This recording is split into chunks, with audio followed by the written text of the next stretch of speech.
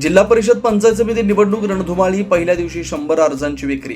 शिरोळ तालुक्यातील 7 जिल्हा परिषद व 14 पंचायत समिती निवडणुकांसाठी उमेदवारी अर्ज दाखल करण्याच्या प्रक्रियेला शुक्रवार 6 जानेवारीपासून अधिकृत सुरुवात झाली. मात्र अर्ज दाखल करण्याच्या पहिल्याच दिवशी एकाही इच्छुक उमेदवारानं प्रत्यक्ष उमेदवारी अर्ज सादर न केल्याचं चित्र पाहायला मिळत आहे. तरी देखील अनेक इच्छुकांनी तहसील कार्यालयातून 100 उमेदवारी अर्जांची खरेदी केल्याने येत्या काही दिवसात निवडणुकीची धग वाढण्याची चिन्ह आहे. निवडणूक कार्यक्रम जाहीर होताच तालुक्यातील राजकीय वातावरण तापू लागले. विविध पक्ष व आघाड्यांकडून इच्छुक उमेदवारांच्या मुलाखतींचं सत्र सध्या जोरात सुरू आहे. तिकीट निश्चित होण्याची प्रतीक्षा असल्यानं पहिल्या दिवशी उमेदवारांनी वेट अँड वॉचची भूमिका घेतल्याचं राजकीय जाणकारांचं मत आहे. सोमवारपासून मोठ्या संख्येने उमेदवारी अर्ज दाखल होण्याची शक्यता वर्तवली जाते. शिरोळ तालुक्यातील या निवडणुकीचे कामकाज निवडणूक निर्णय अधिकारी अर्चना नष्टे यांच्या मार्गदर्शनाखाली सुरू असून सहाय्यक निवडणूक निर्णय अधिकारी तथा तहसीलदार अनिल कुमार हेळकर हे संपूर्ण प्रक्रियेवर देखरेख करतात.